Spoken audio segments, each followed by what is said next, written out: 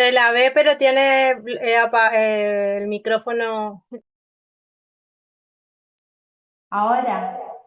Sí, se Ahora la ve y sí. se la escucha.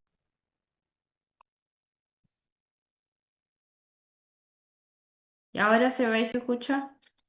Ahora sí, doctora. En aula se la escucha, pero no se la ve. Se la ve desde su. Es un desastre y aparte yo me escucho con un eco horrible acá. Eh, bueno, vamos a probar a ver si no se corta. Si se corta mucho, me mudo a otro espacio. Bueno, pero cumple. Claro, exacto.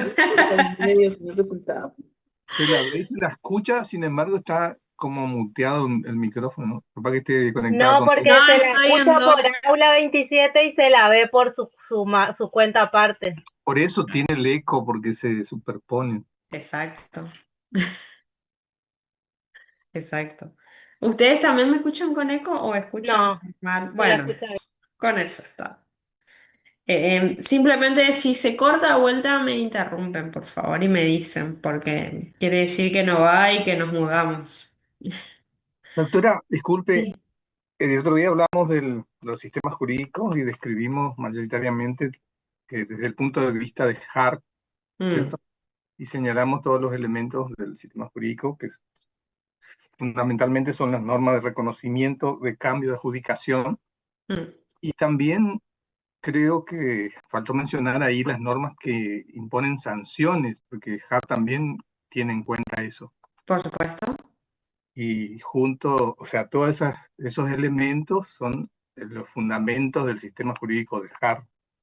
Sí, no es que nos faltó mencionar, nosotros lo que estábamos tratando de hacer era, eh, Claro, la diferencia que hacíamos era con Kelsen, que Kelsen era mucho más, daba más hincapié a la sanción, a la exacto, coactividad y así demás. como también en Kelsen existen normas que no tienen sanción.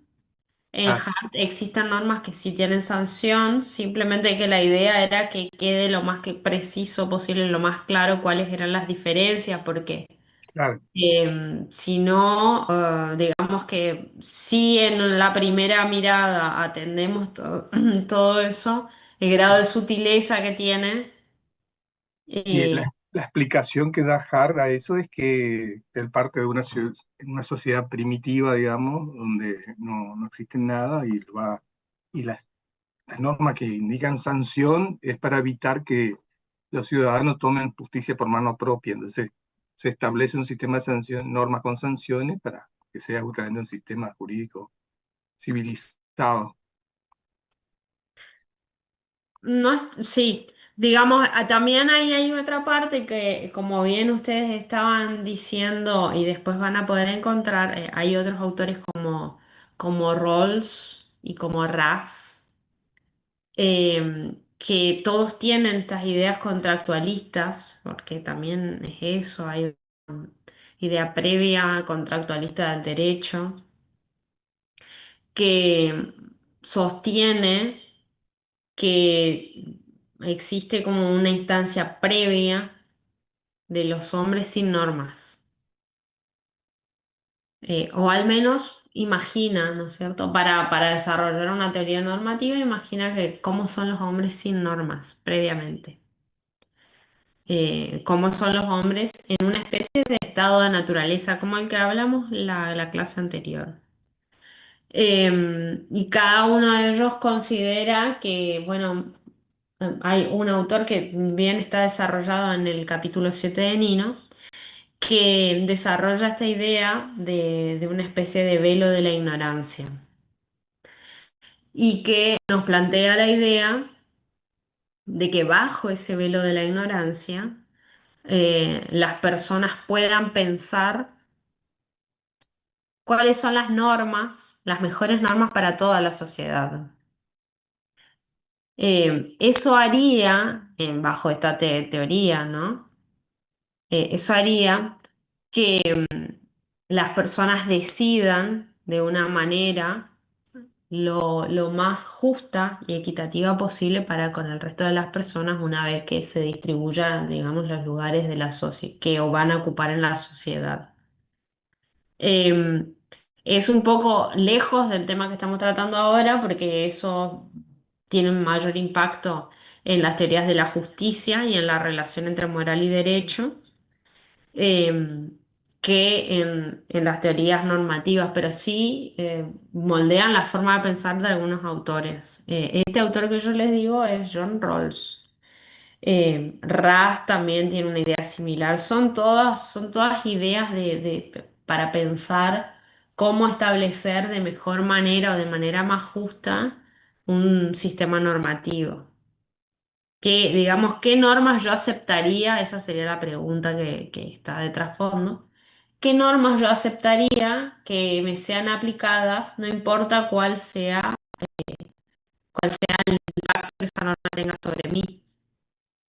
Porque en general las personas aceptan o no normas, en general, no digo que así lo sea, ¿no? Pero partiendo bajo un punto de vista más egoísta, en el sentido de que si la norma me beneficia, yo la quiero y si la norma me perjudica, entre comillas, ¿no? Yo la rechazo. Entonces, lo que dice John Rawls es que para no guiarse uno por estos principios egoístas, si la sociedad pensara las normas más allá del rol que ocupa en la sociedad, podríamos llegar todos a tomar unas decisiones imparciales que sean más justas para todos. Otra cosa, doctora, ¿se acuerda la otra vez la compañera Yasmín hizo una Ujú. pregunta sobre la aceptación por parte de los funcionarios Ujú. y la obediencia por parte de los ciudadanos o los Sí. individuos? Sí, Y ahí estuve leyendo y mi conclusión es que apunta a la eficacia del sistema jurídico en el sentido de que Hart dice que los ciudadanos o los individuos deberían obedecer las normas, que generalmente también la aceptan. Sin embargo, con respecto a los funcionarios, para él es obligatorio que los funcionarios la acepten, además de obedecer, porque uno puede obedecer sin estar de acuerdo con la norma. ujú. En cambio, si el funcionario, además de obedecer, la acepta y asume como Porque real es o como como un rol de veedor el que tiene el claro, como funcionario. que lo aplica convencido de que está Sí, bien norma, eso le da mucho más solidez y evita tomar determinaciones equivocadas o incluso puede llegar al caos, porque habla de la obediencia como si fuese un rebaño de ovejas que simplemente cumplen por obligación y eso puede tener consecuencias negativas. Mejor negativo. si la aceptan, digamos. Exacto, exactamente. Que como yo les decía, eso también van a encontrar después más desarrollado aún en el capítulo 4 de Nino. Pero todas estas son, como ustedes ven, son como diferentes caras de la cuestión de sistema y normas. Es decir, están estas normas, está este sistema jurídico, importa primero a quién va dirigido, quién debe cumplir, quién debe hacer cumplir, cuáles son esos órganos, importa si son justas o no, es decir, su contenido. Em, ¿Cuál es la posición de las personas frente a esas normas? ¿Cuál es la consecuencia de la posición de esas personas frente a las normas? Em, Etcétera. Son todas preguntas que podríamos decir que con todas juntas ellas conforman el programa de filosofía del derecho del cuatrimestre entero, pero a su vez son todas preguntas que aparecen cada vez que uno ve, por ejemplo, cuando estamos viendo la cuestión de la validez de la norma jurídica, por ejemplo, ¿no es cierto? A veces nos preguntamos sobre el contenido de la norma. Entonces, son preguntas que aparecen una y otra vez y que no se las puede, aunque por una cuestión práctica no las podemos estudiar todas juntas, tampoco se las pueden estudiar de manera aislada. Es decir, sin considerar qué respuesta dimos a las anteriores otras preguntas, ¿no? Y realmente dar respuesta a una de ellas hace que uno termine dando una respuesta integral a todas las preguntas. Por eso yo les decía, cuando empezamos a ver este tema de norma y sistema, estamos partiendo de principios positivista. Es decir, estamos dando una respuesta a la pregunta anterior que estuvimos trabajando. La pregunta anterior es, ¿qué es el derecho? ¿No es cierto? ¿O cuál es el contenido del concepto derecho? Bueno, muchas posibles respuestas que vimos cuando vimos esa pregunta. Una vez dada esa pregunta, nosotros nos preguntamos qué son las normas. Hasta Nino lo plantea así como vamos viendo pregunta a pregunta, ¿no? ¿Qué son las normas? Bueno, para dar respuesta a qué son las normas, también tenemos que pensar no solo en las normas desde el punto de vista formal, sino desde el punto de vista de su contenido. ¿Importa? ¿No importa? ¿Qué está habilitado al derecho que las normas digan y no? ¿Cómo lo dice? También importa cómo se dice. Porque como vimos la clase anterior, el derecho tiene una forma particular de decir, que es ese uso prescriptivo del lenguaje del que estuvimos hablando. A su vez, después de dar esa respuesta, nosotros nos encontramos con una pregunta, que es que las normas no están solas y aisladas, sino que forman parte de un sistema. Ese sistema es el sistema jurídico, entonces necesitamos dar respuesta a la pregunta de cómo caracterizamos el sistema jurídico, cómo hacemos para establecer cuando una norma pertenece a un sistema, cómo Decimos hacemos para sistemas, diferenciar. ¿Cómo? Perdón. decimos sistema porque están interrelacionadas A unas con su vez otras, decimos sistema porque están y no interrelacionados. conjunto de normas, sino sistema. Exacto.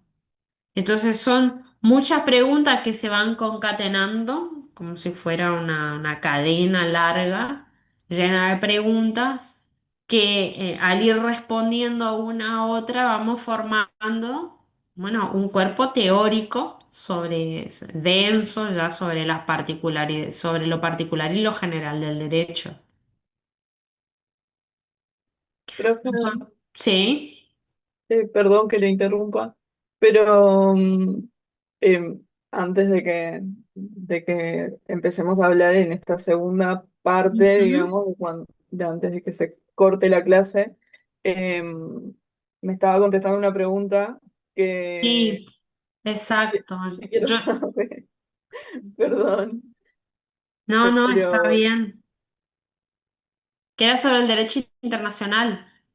claro, ¿cómo queda eso? ¿Por qué entonces el derecho internacional pertenece al sistema jurídico si no cumple con con estos Bueno, aspectos? en nuestro caso, en el sistema jurídico argentino, lo que yo les dije previamente es que tiene estas falencias, es que, bueno, eso en relación a el sistema internacional entendido como un todo. Ahora, cada sistema tiene su propia particularidad, como yo les había hablado la otra vez, antes de terminar la clase, respecto de cómo hacer para decir que una norma no pertenece al sistema, ¿se acuerdan? Y yo les dije, nosotros tenemos una forma y cada sistema jurídico tiene la suya. Y el nuestro tiene esta forma y esa forma tiene, bueno, pros y contras, ¿no es cierto?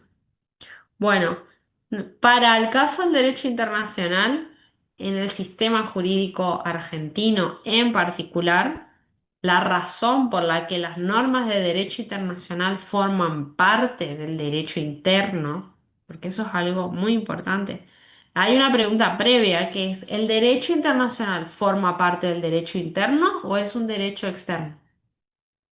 Interno al sistema, ¿no? Em, Y en el caso del sistema jurídico argentino, el derecho internacional forma parte del derecho interno. ¿Por qué? Porque tiene categoría, tiene rango constitucional. Antes del 94, el derecho internacional no formaba parte del derecho interno, no de la forma en que aparece ahora. Pero, perdón, Tú Sistema ves dice por muchas. tu perro, Sí, dice que ladra. El perro hizo una pregunta. Em, pero a partir de la reforma constitucional del 94, con la inclusión de tratados, convenios, declaraciones, etcétera, ¿no? Que forman parte del articulado de la Constitución Nacional, En el sistema jurídico argentino, el derecho internacional forma parte, no solo que forma parte del derecho interno, sino que tiene en esos que forman parte del articulado de la Constitución, tienen rango constitucional.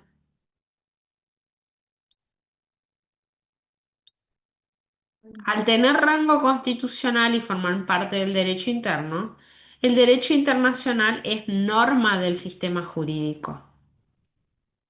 Y al ser norma del sistema jurídico, y volviendo al tema que estábamos mencionando previamente de los órganos encargados de la aplicación de la norma, los órganos encargados de la aplicación de la norma tienen el deber de aplicar el derecho internacional, porque no queda en manos de un tribunal internacional la aplicación de la norma internacional en nuestro sistema jurídico, sino que un juez de primera instancia tiene el deber de aplicar la norma internacional, porque tiene ese valor, el de formar parte del derecho interno. Claro, doctora, porque comparte la cúspide de la pirámide, ¿no es cierto?, a la misma altura que la Constitución Nacional. Sí, Inclusive hay algunos autores que dicen que después de la reforma del 94, eh, la, llevar los nuevos tratados que firme la Argentina al rango constitucional es una forma de reformar la Constitución no siguiendo los preceptos constitucionales que están estipulados para dicha reforma, ¿no es cierto? Porque a partir de ahí se van incorporando los tratados sin que haya una convención constituyente, ¿no es cierto? bueno, pero eso está previsto en la propia Constitución, entonces Pero dentro, solo para los tratados de derechos humanos. sí, y de la forma prevista en el artículo de la Constitución. Inclusive si hay alguna renuncia a alguno de los tratados con rango constitucional, también está previsto que a través del Congreso nomás se den de baja con una mayoría especial, ¿no es cierto? Pero se daría de baja un tratado, renunciando a ese tratado, se estaría modificando en definitiva el bloque de constitucionalidad de los tratados, ¿no es cierto? Modificando la Constitución. Claro, porque los tratados a su vez, como yo les digo, tienen como un doble carácter. Por un lado es derecho internacional, por cómo nace, y por otro lado es derecho nacional, por lo establecido por la Constitución. Entonces, sigue teniendo su rol de derecho internacional, porque su origen es ese, pero para el sistema forma parte del derecho interno. Como tal, sigue las reglas del derecho interno. Claro. Y el artículo 75, inciso 22, aclara justamente que los tratados son complementarios de las garantías constitucionales, no, Exacto. no contradicen, sino que son complementarios, tienen que evaluarse con la misma jerarquía y los jueces están obligados a aplicarlo como si fuesen derecho interno, digamos. Ujú, ujú. Y entonces, esa es la forma en que el derecho internacional forma parte del sistema a la pregunta de Yasmín. Y ahí no tiene el problema que se señala en Nino. De esa manera no, porque forma parte del derecho interno. Perfecto, profe. Gracias. Debe ser que en los sistemas, pienso, ¿no? En los sistemas que no tienen esta previsión en la Constitución, imagino que no, no es común, no sé.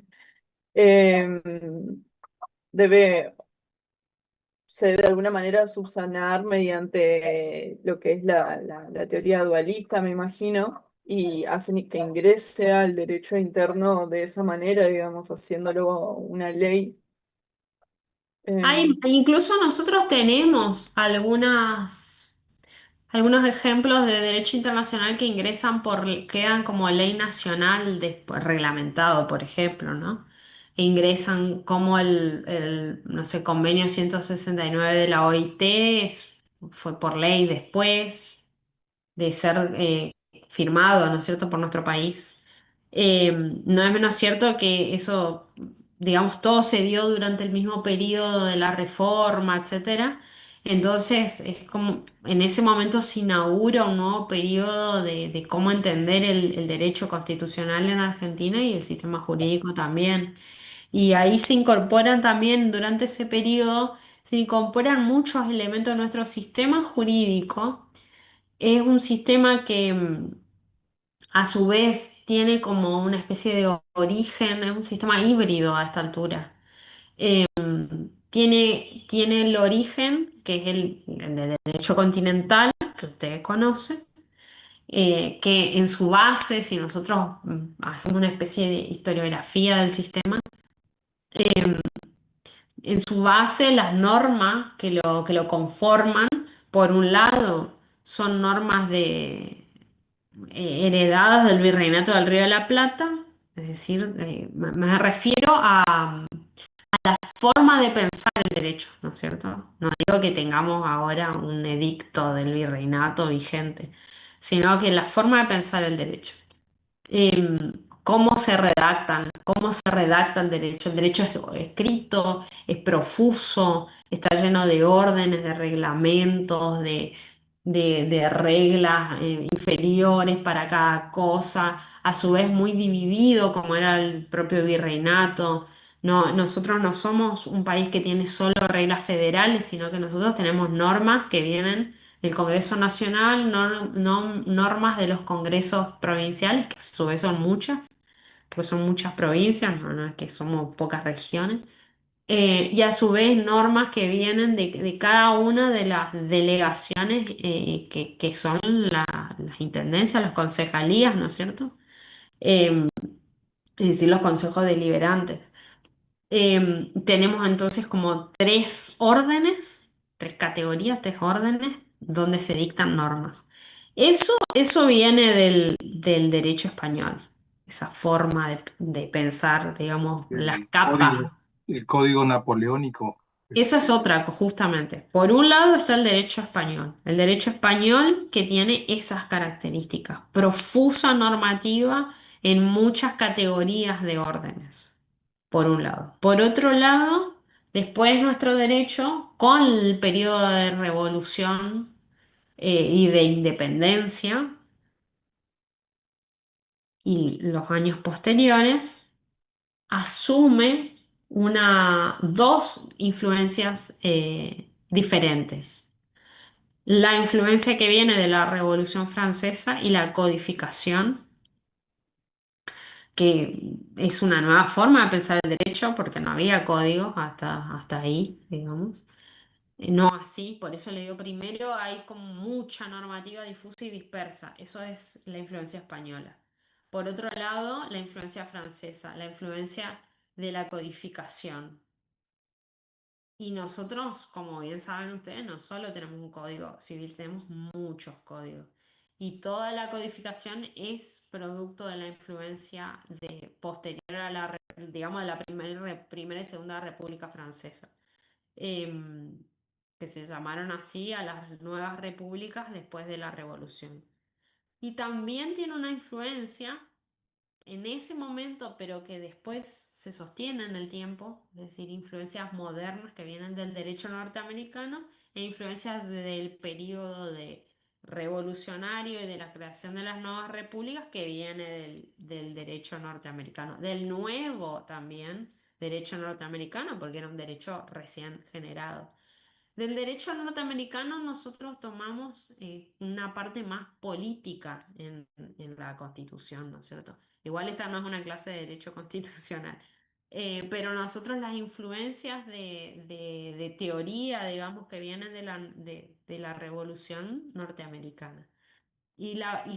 Cae, vuelca en esa parte, en la institucionalidad de las normas, en la forma republicana democrática, en que nosotros, como justamente esto de dividirnos en provincias, en que las provincias tienen potestades que no delegan a la nación. Nosotros sí tenemos más delegado de lo que tienen los Estados Unidos, pero así todo, en tanto república, hay repúblicas que son mucho más centralistas que la Argentina. Por ejemplo, de Francia nosotros no tomamos eso. Francia tiene toda la normativa que es nacional. Sí tomamos, y quedó como una cosa intermedia entonces, ¿no? Porque tomamos todo eso de España, todo eso de Francia, después tomamos esta especie de división de poderes por regiones, provincias llamamos nosotros, em, que genera normativa, ¿no es cierto? Y genera capas dentro del sistema jurídico. Y en los últimos tiempos también el derecho argentino fue tomando otras influencias de ese derecho anglosajón, pero particularmente del derecho norteamericano. Por ejemplo, como ustedes ven, que seguramente estudiando procesal, ven que a partir de hace poco tiempo hasta acá empezaron a instaurarse los juicios por jurado. Em, que no había acá, ¿no es cierto? Los juicios eran, los jueces tomaban las decisiones, pero hubo toda una ola de gran influencia norteamericana que más allá de que en la Constitución Nacional ya estaba de la primera Constitución, está establecido que los juicios serán por jurados, pero ese juicio por jurado nunca se implementó. Nunca se implementó porque culturalmente no estaban dadas las condiciones en nuestro A país. pesar de que estaba incorporado en la Constitución desde 1853, digamos. Ujú.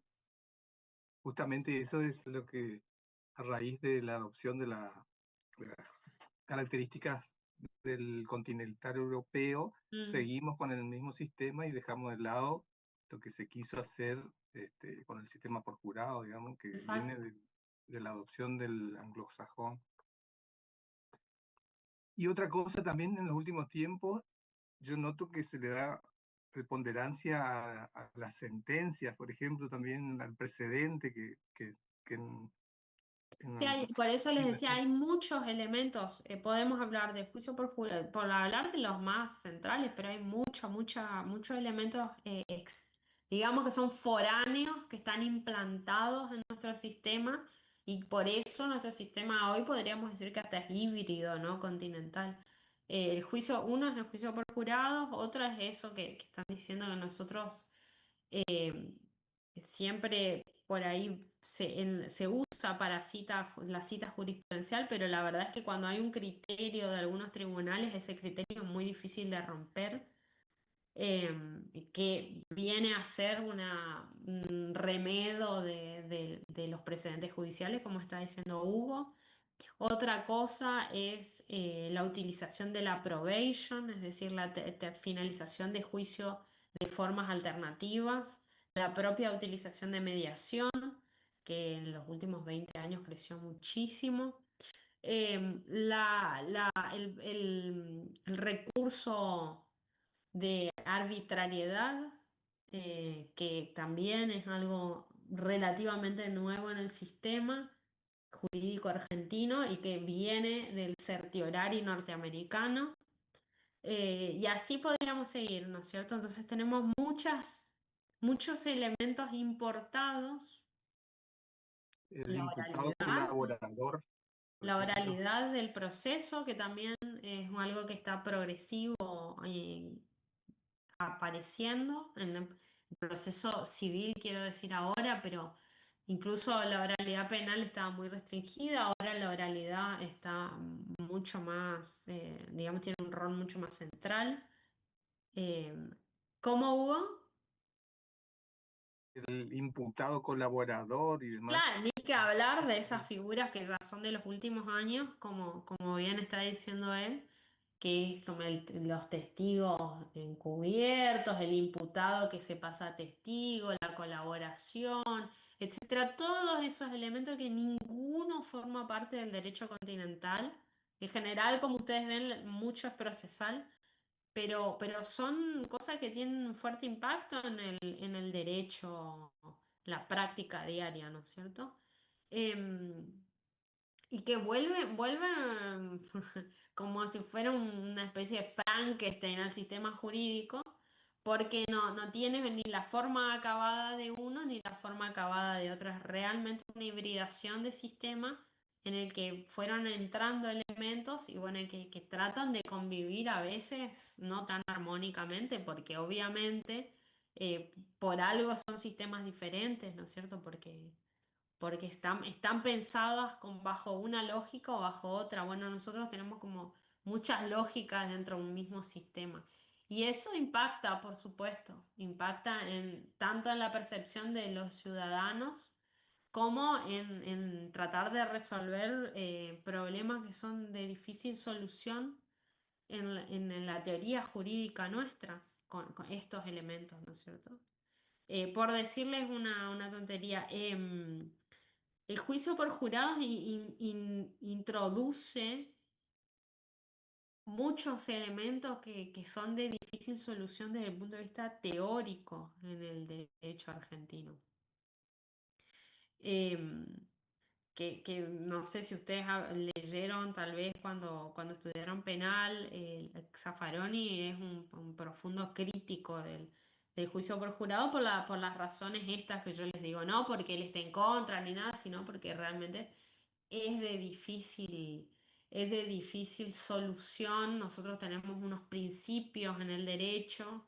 eh, como la revisión de la decisión de la sentencia, como la fundamentación, como etcétera, que el juicio por jurado por lo menos modifica, de mínima, ¿no es cierto? Siendo leve, modifica. Él considera que, bueno, que atenta contra esos principios, pero de mínima queda claro que esos principios van a quedar modificados. Y bueno, y está todo a su vez, todo en proceso, porque como ustedes saben, hay provincias que tienen estos sistemas, hay provincias que no tienen estos sistemas por las razones que les venía diciendo antes.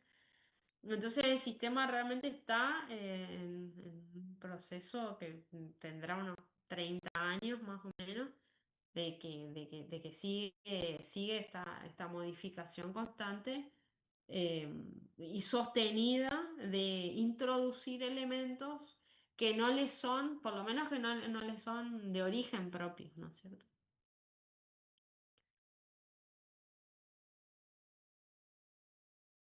Buenísimo, profe. Me, me quedó clara la duda, así que nada, la seguiremos escuchando. Gracias, Bueno, profe. de nada.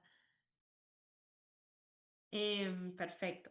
Bueno, entonces, ¿alguna otra pregunta más antes de que yo no quiero dejarlos sin decir nada, digamos, que tenían previsto ustedes, ¿no? Bueno, entonces, nosotros estuvimos hablando sobre la primer pregunta, que era cómo hacer para identificar cuando una norma pertenece a un sistema. Em, esta primera pregunta nosotros dijimos algunas respuestas, obviamente en Nino habrán visto que hay otras. Em, Nino voy a seguir el orden de Nino para no enloquecerlos, pero Nino dice que existen distintos criterios, em, que el criterio de validez, de pertenencia de una norma al sistema, una norma derivada, dice él. ¿Se acuerdan cuando hablamos de que hay una norma superior a todas, que en Hart es la Constitución Nacional, bueno, en Nino también, pero en Hart a su vez cumple el rol de regla de reconocimiento? Esa primera norma es la regla no derivada y todas las demás que forman parte del sistema y que están dentro del sistema y son inferiores a esa, son normas derivadas. Por eso Nino dice derivadas. Eh, ¿Cómo hacer para establecer la pertenencia al sistema de las normas derivadas? ¿Derivadas de cuál? De la primera. Bueno, y él habla de este criterio que habíamos visto, el criterio de validez de una norma dentro del sistema. Em, que es el criterio que establece RAS, que es un criterio que acepta Fornright con distintos nombres, ¿no? Podemos hablar de cadena de validez, de cadena de validación, cadena de subordinación, etcétera, pero los autores que estábamos mencionando aceptan esta idea que estuvimos revisando de cómo hacer para hablar de que una norma pertenece o no a un sistema. Es decir, ¿se acuerdan esos cuatro elementos? Que es que una norma sea creada por otra norma superior dentro del sistema, que lo sea a través de un órgano que esté a su vez creado por una norma dentro del sistema, que no contradiga otra norma válida dentro del sistema y que no sea derogada por otra norma válida dentro del sistema. Con esos cuatro elementos, Siguiendo un procedimiento. siguiendo un procedimiento establecido por el propio sistema. Entonces, con esos elementos nosotros estamos hablando de más o menos una cosa totalmente aceptada por los autores, que cada uno va anotando algún elemento saliente, algún elemento diferente, le va poniendo un nombre distinto, pero el corazón de que una norma va a pertenecer al sistema por este mecanismo está aceptado por todos. Em, Sea que se llame cadena de validación, cadena de validez, que se llame cadena de subordinación, etcétera, ¿no es cierto? El nombre que sea, el corazón de cómo hacemos para saber cuando una norma pertenece a un sistema jurídico es es el mismo. Y la gran pirámide de Kelsen, ¿no? Es exacto, bueno, que es lo que estuvimos viendo en la clase anterior. Y la gran pirámide de Kelsen, ¿qué cosa hubo? Ahí se materializa justamente la cadena de validez, como Claro, ahí digamos que uno puede decir que visualmente nos queda claro cómo funciona. Sí, exacto. Em, es decir, que a la pregunta, ¿cómo hacemos para saber cuándo una norma pertenece a un sistema? Tenemos esta respuesta. Esta respuesta es dada por Kelsen, por Hart, por von Wright, con distintas características, pero es la misma respuesta, ¿no? Y por Raz. Ahora, y habíamos quedado acá, ¿no es cierto? Habíamos hablado de esto y habíamos quedado acá. Y quedamos en que teníamos otra pregunta importante. La otra pregunta importante es cómo hacemos para hablar de los criterios de individualización, es decir, para dar la respuesta a la pregunta, ¿cómo identifico yo un sistema jurídico de otro? ¿No? Y ahí nosotros nos encontramos con distintas respuestas. Nino nos da distintas respuestas. Yo les había dicho la respuesta de Kelsen y la respuesta de Hart. No quiero dejar de repasar lo que ustedes habrán leído, aunque sea por arriba. Nino nos da distintas respuestas. Nino nos da la respuesta de un criterio territorial, es decir, seguir al territorio, sistema igual territorio, ¿no? Un criterio de origen de cierto legislador, dice Nino. Es decir, podríamos tomar la idea de Austin y pensar todas las normas que vienen del mismo soberano, por seguir las palabras de Austin, van a formar parte de un sistema jurídico, de un mismo sistema jurídico. Entonces yo puedo identificar soberano con sistema, ¿no? Así como en el anterior criterio, yo puedo identificar límite geográfico, jurisdicción, digamos, ¿no? Con sistema, jurisdicción territorial, con sistema. En la segunda identifico, digamos, legislador, soberano, igual soberano, con sistema.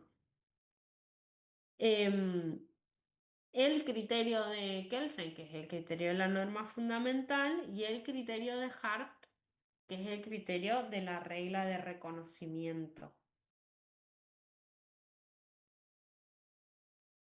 Y acá es donde yo me quiero detener un rato con esta pregunta. Ahora, ¿qué pasa con los dos anteriores criterios que yo acabo de mencionar? Bueno, Ustedes seguramente leyeron ya en Nino, pero para destacar solamente uno o dos elementos importantes. Em, el criterio territorial, muy en grandes líneas lo que estoy por decir, pero el criterio territorial y el criterio de origen de cierto legislador tienen grandes límites para dar una respuesta a esta pregunta. Em, el criterio territorial, por supuesto que se aplica en parte, ¿no es cierto? Nadie dice que lo territorial no importa, pero nosotros sabemos bien que lo territorial no alcanza para poder establecer un- los límites de un sistema jurídico, ¿no es cierto? Hay muchas veces que la norma argentina se aplica fuera del territorio, hay muchas veces que una norma extranjera se aplica dentro del territorio, el territorio no es para nada un determinante del sistema. Y por tanto, nosotros no haríamos bien en identificar territorio con sistema jurídico porque llevaría a profundas confusiones o a considerar normas extranjeras como normas del territorio, cuando no lo son, o aceptar muchísimas excepciones, por ejemplo, lo que le daría muy poca solidez a esta perspectiva. O ampliar demasiado la palabra territorio, porque tiene que Exacto, incluir las embajadas, el espacio marítimo, el espacio aéreo, toda esa historia. exactamente. Entonces tenemos esta dificultad. Y después el caso del legislador es muy limitante, por otro lado, ¿no? El caso de considerar al soberano o al legislador como el creador de la norma y el creador, por tanto, de todo el sistema, es el que le da el origen ese es el grado de importancia que le estamos por dar al legislador o al soberano. eh, Se vuelve realmente difícil poder aceptar esta idea de Austin porque aparecen muchas preguntas ahí con él, que ya lo vimos cuando vimos su teoría. Preguntas como ¿qué pasa cuando el soberano muere? ¿Qué pasó? Bueno, la respuesta podría ser continúa con sus herederos. Bueno, ¿qué pasa si no tiene herederos? ¿Qué pasa con esas normas? ¿Dejan de existir? ¿El sistema cae? ¿Hay que refundarlo todo de nuevo? Ustedes me habían preguntado también, ¿cae con cambio por ejemplo, si consideramos al soberano como el Congreso? Cada vez que hay modificación del Congreso, ¿cae el soberano? ¿Cambia? ¿Cae el sistema? ¿Hay que generarlo de nuevo? Es una pregunta que por lo menos, si la respuesta siempre es sí, nos da un grado de inestabilidad bastante grande. Entonces, individualizar al sistema jurídico con con el soberano hace que el sistema jurídico sea un sistema muy inestable, muy cambiante o de muy corto plazo. Y esa es una de las grandes dificultades que tiene esta teoría de Austin. Lo que no quiere decir que en la práctica algunos sistemas no utilicen esta técnica, ¿no es cierto? Simplemente digo la dificultad que hay de asumirla como propia. Em, Luego de eso, ustedes tienen el criterio de la norma fundamental siguiendo el orden de Nino, ¿no?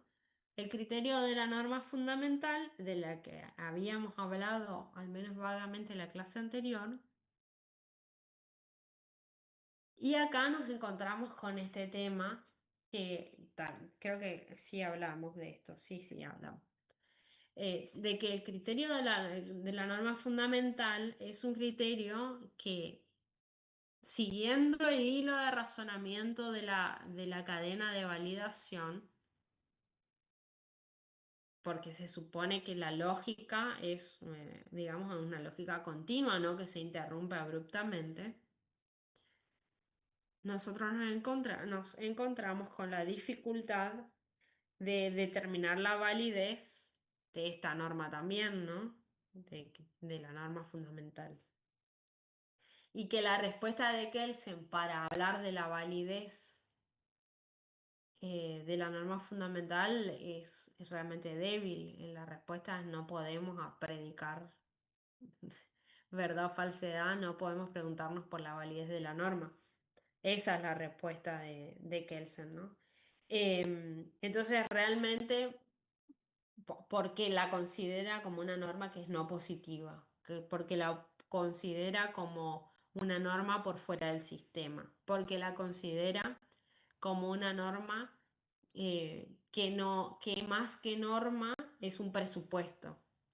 Es una norma no positiva. Exacto. O sea, él hasta hablar de la primera norma, hasta ahí viene bárbaro, porque si estábamos hablando, siguiendo esta idea de Nino, de las normas no derivadas, es decir, la primera norma del sistema, bueno, hasta ahí viene bárbaro, nos podemos preguntar. Ahora, nos preguntamos luego por, por de dónde viene la validez de esta otra norma, la norma no positiva, la norma superior del sistema, porque está por fuera del sistema jurídico, la norma que en verdad no es norma, sino que es un presupuesto epistemológico, una hipótesis de trabajo, etcétera.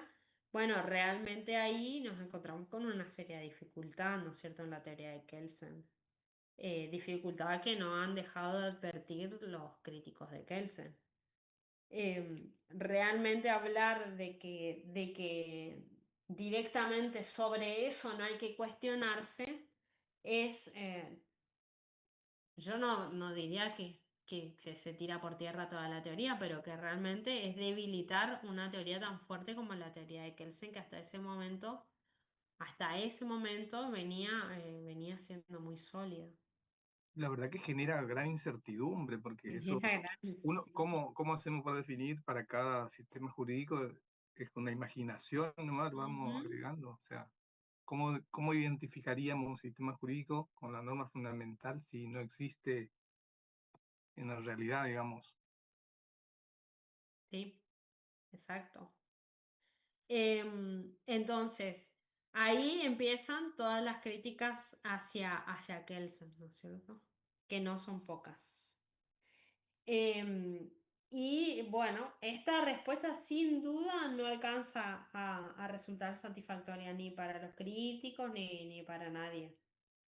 Em, no queda Kelsen en una situación así sólida en esa parte. Y sus críticos como Hart y como Raz tienen razón en las críticas que le hacen, ¿no?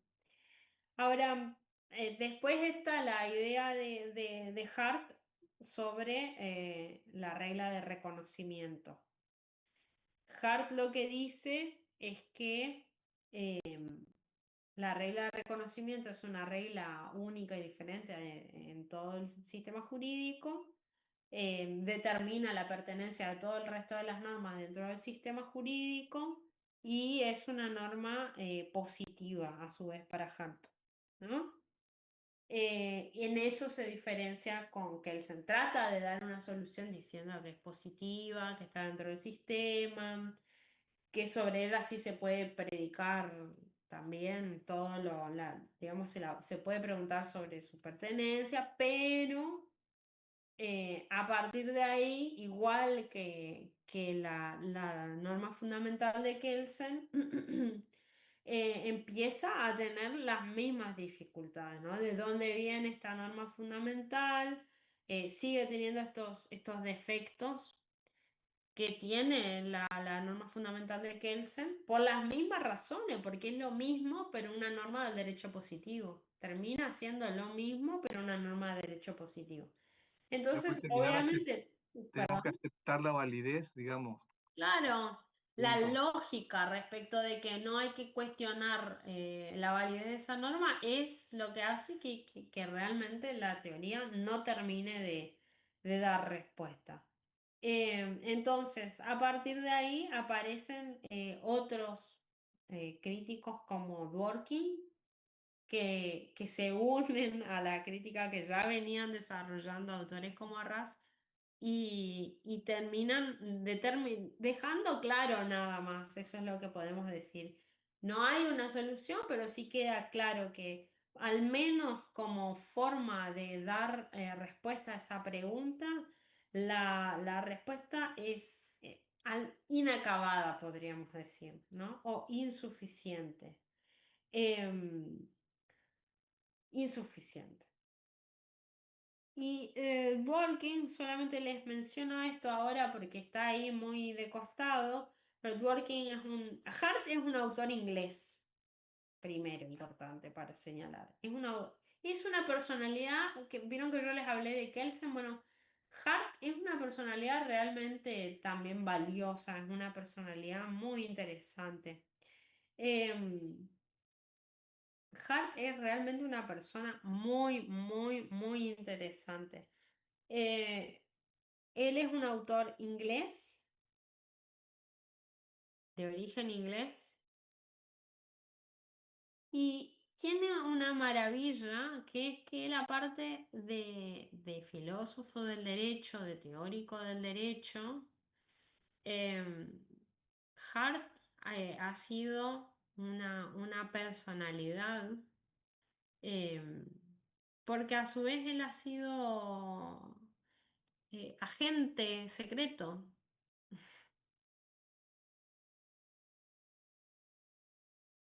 Entonces, aparte de sus estudios, de ser filósofo del derecho, de tener estas teorías fantásticas de las que no podemos dejar de hablar realmente, él cumplió un rol muy importante para su país durante la Primera Guerra Mundial, sobre todo, y él trabajó como agente. Primera y segunda, ¿no? Pero él fue un agente secreto de la corona británica, ¿no es cierto? Y bueno, en concreto, Dworkin, del que yo les hablé recién, Dworkin es un autor norteamericano. Fíjense que, como les digo, por qué nosotros también tenemos todas estas influencias, etcétera. Fíjense en nuestros autores también, ¿no? Nuestros autores de cabecera.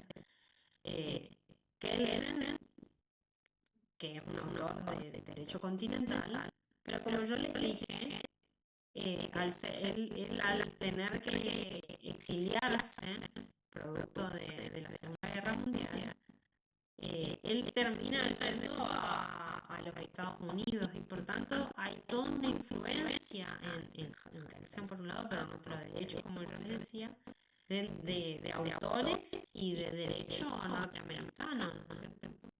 Fuertemente. Y también, porque ustedes, por ejemplo, cuando estudian derecho penal tienen influencias de autores italianos y alemanes. Nosotros tenemos ese, comillas, ¿no? Problema teórico, que es que vienen como dos mundos, dos universos teóricos, porque son dos lógicas, el common law y el derecho continental son dos lógicas. Dos lógicas que no es que se pueden mezclar tan sencillamente porque parten de principios diferentes, tienen toda una forma de existir, cada sistema diferente, y es por eso que al hibриdarse el sistema, por decir en términos muy de la calle, cruje. Es decir, que al menos tiene dificultades para poner en práctica un conjunto de elementos que tienen orígenes tan disímiles y que necesitan un contexto tan diferente. Pero bueno, volviendo a lo que yo les decía, Dworkin le hace una crítica a Hart, Dworkin, que es un autor norteamericano, y Dworkin tiene una idea de que, a diferencia de Hart, de Kelsen, de von Wright, de Raz, Dworkin tiene una idea de que, y él sostiene esto, de que los principios forman parte del sistema jurídico. No es un naturalista, sin embargo. Entonces, realmente es alguien también a atender desde el punto de vista teórico. No es ni un naturalista, no parte de una idea naturalista, pero sí él dice que que el sistema jurídico no está compuesto solamente por normas jurídicas y reglas, sino que hay un tipo de normas que son principios, no son normas, sino que son principios. Y que esa es la forma en la que, según él, podríamos distinguir los sistemas jurídicos unos de otros por los principios que contengan, ¿no? Pero bueno, eso es algo que forma parte de otro análisis. La verdad Ahora es muy interesante el punto de vista de Dworkin. es cierto eso, doctora, porque Sí, es cierto. cuando hay lagunas en las normas, nos basamos en principios jurídicos para resolver. Sí, efectivamente. Eso es totalmente así, eso es cierto. Eso no es para mí eso es totalmente cierto al punto tal de que, bueno, esto no les puede interesar como que no, digamos, pero es tan así que la tesis doctoral que yo hice, bueno, yo la hice partiendo de estas ideas de Dworkin, de que el derecho contiene principios dentro de sí, con forma de norma jurídica, pero que son principios. O sea y esto no es porque yo hice, sino que quiero decir esto es muy extendido desde el punto de vista teórico. Y a Dworkin se lo considera, se lo estudia por ahí el derecho constitucional como un neoconstitucionalista.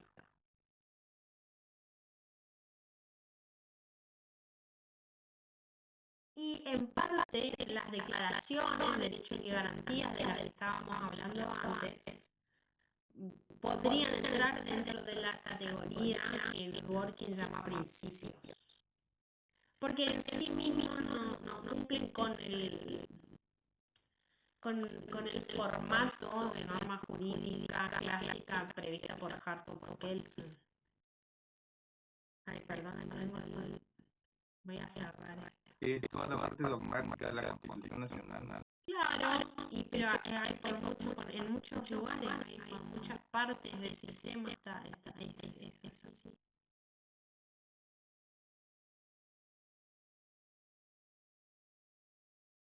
No es solo ahí, digamos, ahí es muy elocuente, pero efectivamente el sistema tiene muchos elementos de principios.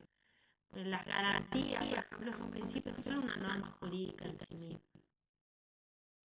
porque no establece, no tiene la forma prescriptiva. Y esos son los principios que dice Dworkin. Y esos principios serían como unas características salientes que permitirían diferenciar a los sistemas jurídicos unos de otros. Y con eso podemos cerrar el panorama de estas preguntas sobre cómo hacer para distinguir un sistema jurídico de otro.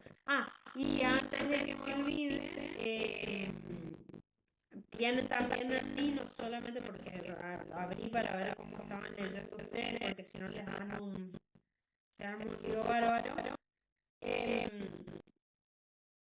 que ustedes ahí tienen digamos, tienen las críticas también y desarrollada la idea de RAS, más como crítica que como idea en sí misma, del criterio basado en el reconocimiento de los órganos primarios, que era lo que estuvimos hablando, como por un lado primero como característica del sistema jurídico y por otro lado como característica definitoria, y ahora en este caso acá en este espacio como criterio para individualizar un sistema jurídico de otro, ¿no? Pero como ustedes habrán leído este criterio, y por eso casi no lo menciono, este criterio está repleto de problemas para poder asumirlo, ¿no? Entonces, bueno, sí que está el criterio RAS de distinguir a los sistemas jurídicos uno de otro a través de sus órganos primarios, mencionado en Kelsen, en Nino, perdón. Y después aparece lo que ustedes me estuvieron hablando la otra vez cuando hablamos del término validez.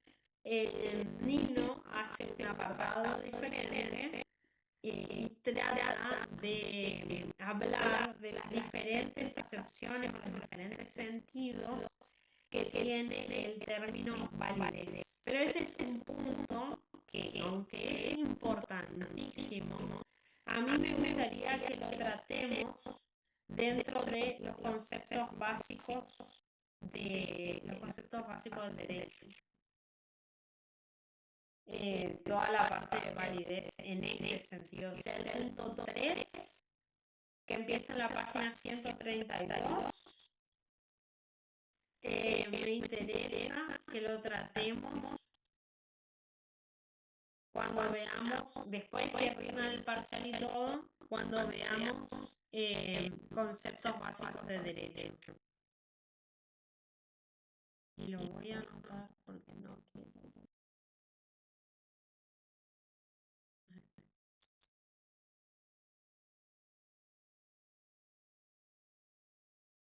Ahí.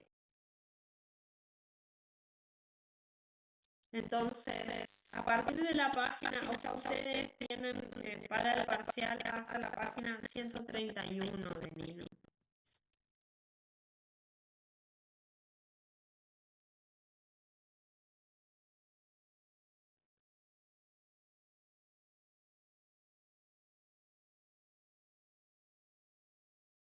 A partir de la página 132, validez y existencia del derecho,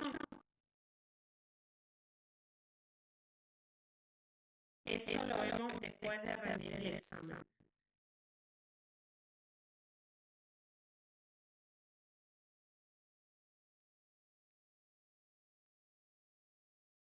Muy bien, ¿Mm? muy bien, doctora.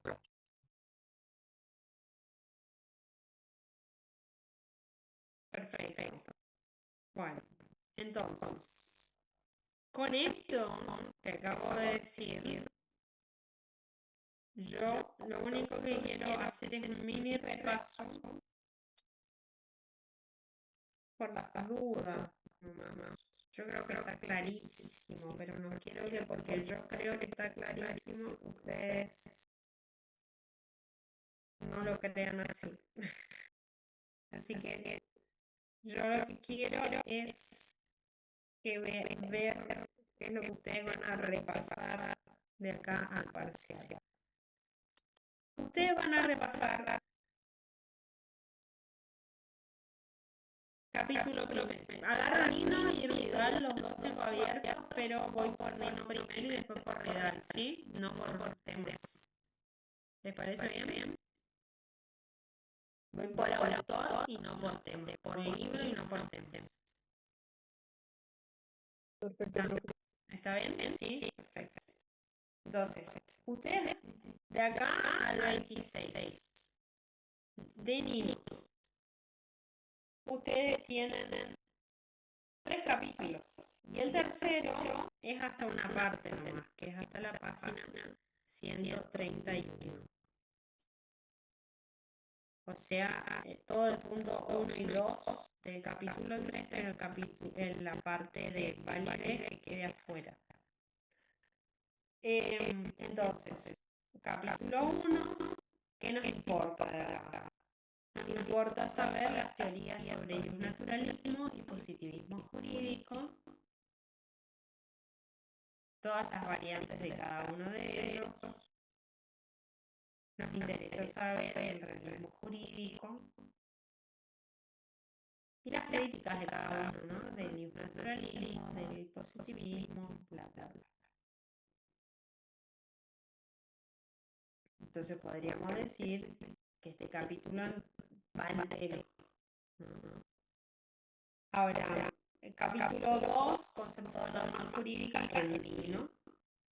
Ustedes tienen toda la primera parte de esto que estuvimos hablando ahora de los usos del lenguaje, Eso, ¿por qué está ahí? Porque es importante que ustedes entiendan y sepan.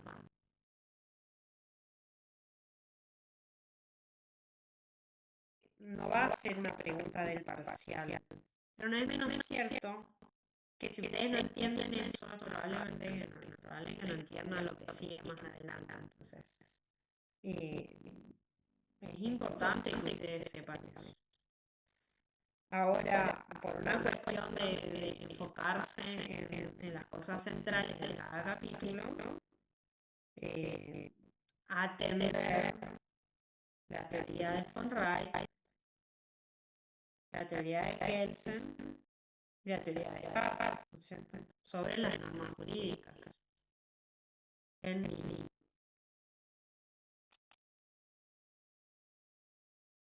Después, seguido esto, ustedes tienen el capítulo 3 de sistema jurídico y tienen los rasgos distintivos de los sistemas jurídicos, que son estos rasgos que hablamos en la clase pasada y repasamos esto al principio de hoy.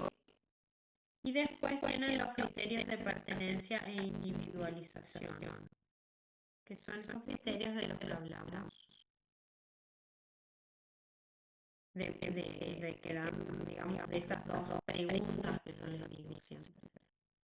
Yo les digo preguntas porque es más fácil entender, vincularse con una pregunta clara y directa, que con un término como esto de pertenencia al sistema, de norma derivada o no derivada, que por ahí uno se pierde en las palabras, pero digamos, tiene un sentido ser corto, porque hay normas que están derivadas y no derivadas, y es importante distinguir eso, como es importante saber el tema del uso del lenguaje de la norma, y en el sistema y en el derecho en general.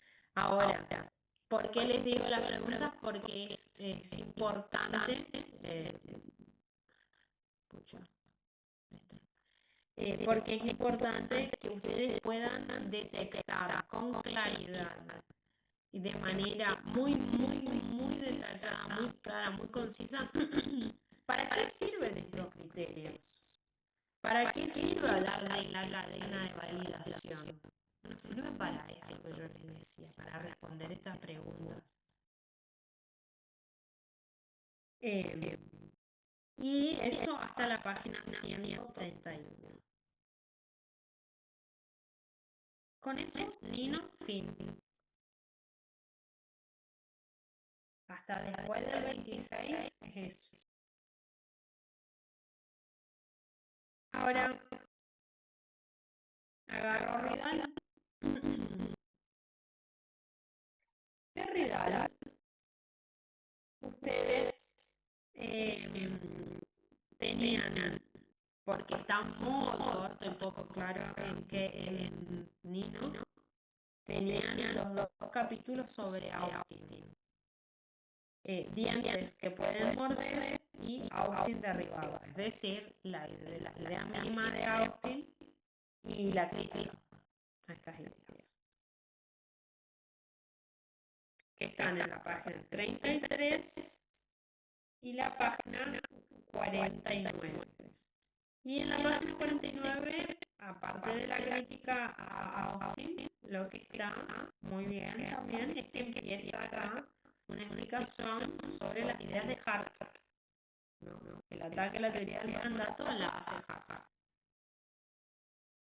Entonces podríamos decir que 2 es todo, casi todo Austin. 3 es como la crítica de Austin bajo la mirada de Hart, pero ya empieza con la idea de Hart. Y 4, una cuestión de normas jurídicas, el concepto de sistema jurídico del profesor Hart, es la mirada sobre el sistema jurídico de Hart, que también está mucho mejor que lo que está en Nino, porque más allá de que Nino no es que esté mal, pero como Nino tiene una perspectiva de que Hart critica a Kelsen, Nino casi que nos desarrolla la idea de von Wright y de Kelsen, y después unas críticas. Y con esa crítica viene como una somera idea de qué dicen estos autores, ¿no? Entonces, por eso completamos con este de realidad. Porque Austin está como si fuera una introducción a Kelsen que tiene un párrafo nomás, y realmente no es eso. Y bueno, y Hart lo mismo, pero al final, ¿no? Eh, entonces, como todo está girando alrededor de Kelsen, que está muy bien, pero necesitamos otras perspectivas. Y aparte de eso, nosotros agregamos el capítulo 10 de Rigdal, la Gran Pirámide de Hans Kelsen, la página 149, que ahí está toda la cuestión del problema de traducción que tiene Kelsen, y su idea sobre la Grundnorm o norma fundamental, que también viene a completar lo mismo que yo les digo, digamos, algunas lagunas que tiene Nino. Con eso nosotros llegamos al parcial bien sin problemas. Después, para el que le haya interesado, pero no es para el parcial, sino porque le haya interesado lo que yo les acabo de decir de Dworkin, hay un capítulo cortito de Dworkin ahí en Rigdal que se llama Todo el tiempo ahí, que está justo antes de la Gran Pirámide de Kelsen, sobre Ronald Dworkin. Y si quieren, les puedo también, porque eso sí hay mucho material, es un autor más actual. Les voy a subir, estoy anotando, voy a subir en el archivo de Drive, donde tienen los autores, por lo menos las obras principales de Dworkin para aquel que le interese. ¿Está bien eso? Muy bien. ¿Me quieren hacer alguna pregunta, algún comentario? Ah, yo les digo y después ustedes me van preguntando. Em, Como ustedes saben, ustedes todos rinden el mismo día en muy distintas localidades. Em, los alumnos de Clorinda van a tener la presencia de la profesora Victoria Guerrieri. Creo que ya la conocen, ya fue ella Clorinda la otra vez, la primera clase. Los alumnos de Goya y Esquina, si todo sale bien, los dos van a tener mi presencia en el examen, si todo sale bien. Porque a su vez, aprovecho para comentar, yo creo que sí, que es así, que yo, que si no voy yo, va a ir la profesora Selene, que fue la gran pregunta de quién es la Selene la otra vez, bueno. Pero ese es un 90% seguro que se habló. Y sí que sepan que el 10 de octubre, que también tenemos clase de presencia, que es la del recuperatorio, el 10 de octubre, sé que me estoy adelantando mucho, pero bueno, es importante que nos organicemos. Ustedes tienen clase el 26 para el examen y el 10 para el recuperatorio y nada en el medio. El 10 de octubre a su vez es feriado. Victoria va a volver a ir a Clorinda y ahí sí va a ir Selene a Esquina y a Goyo. Sí o sí va a ir ella ahí. Y los que aprueban el examen el día 26, que obviamente van a tener la nota antes, porque si no, no van a saber. Los que aprueban la nota el día 26 no tienen obligación de concurrir el 10 de octubre. El 10 de octubre solamente irán aquellos que por alguna razón o faltaron o no llegaron bien al examen, etc. Eso es importante también, les quería decir. Entonces, ese día ustedes, los que sea que aprueben que por ahí son todos quienes les dicen, los que aprueban el examen no tienen la obligación de ir al recuperatorio. Sí llega a ser muy improbable, pero no por ustedes, sino porque en general alguien falta, alguien no puede ir, alguien no pudo estudiar, alguien siempre hay uno o dos, así que por ahí no, por cualquier razón personal, algo le pasó en la ruta, qué sé yo, y por tanto el recuperatorio se tiene que hacer. Pero si por alguna razón del destino no hay que hacer recuperatorio, el 10 de octubre presencial tenemos clases. Pero para eso tendrían que aprobar absolutamente todo de cada una de las extensiones. Por ejemplo, todos los de hoy lo aprobaron, bueno, hay clases. Si no, tienen solamente concurran los que tienen que recuperar. Y bueno, eso les quería así dejar en claro. Más o menos vamos a estar una hora y media con el examen. No creo que mucho más. No porque nosotros les vayamos a retirar el examen, sino porque es lo que entiendo que cronológica y cronometradamente tomaría hacer el examen, que va a ser por escrito esta vez, pero vamos a ver si para adelante, como somos pocos dentro de todo, si podemos para adelante tanto recuperatorio como el segundo parcial hacer otra forma otra forma de examen, ¿no? Otra forma. Podría ser tal vez recuperatorio oral, vemos cómo llegamos al final. Todavía falta para el final, vamos a consensuar, igual, no se preocupen. Pero vemos cómo se desenvuelve también este primer examen y a partir de ahí vamos viendo cómo siguen los siguientes, ¿sí?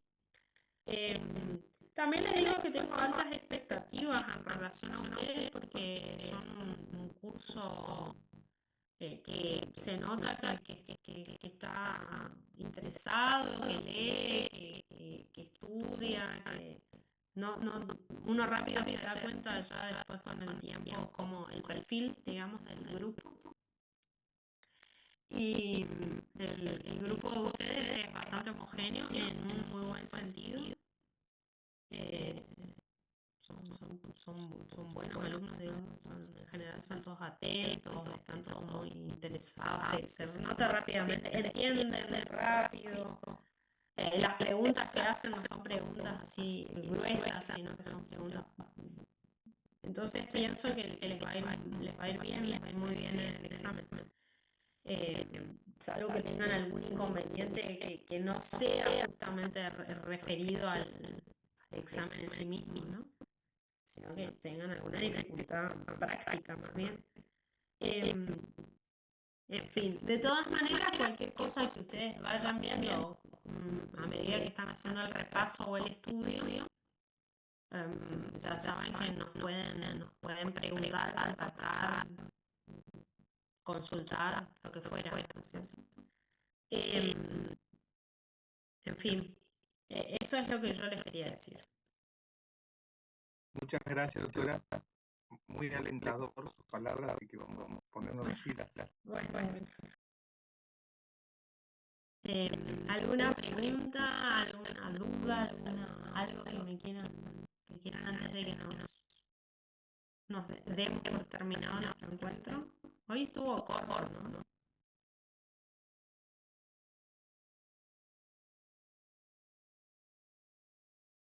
¿No? Bueno, Sí, pero le agradecemos. De acuerdo. Sí, es la última clase, creo, de la semana. sí, me imagino. Me imagino. Afortunado usted que se termina la última clase de la semana el jueves a la tarde, porque todavía yo tengo una larga jornada mañana, pero bueno, los dejo descansar. Entonces, y cualquier duda nos consultan. Muchas gracias, doctora. Buen fin de semana. Chao, buen fin de semana. Gracias.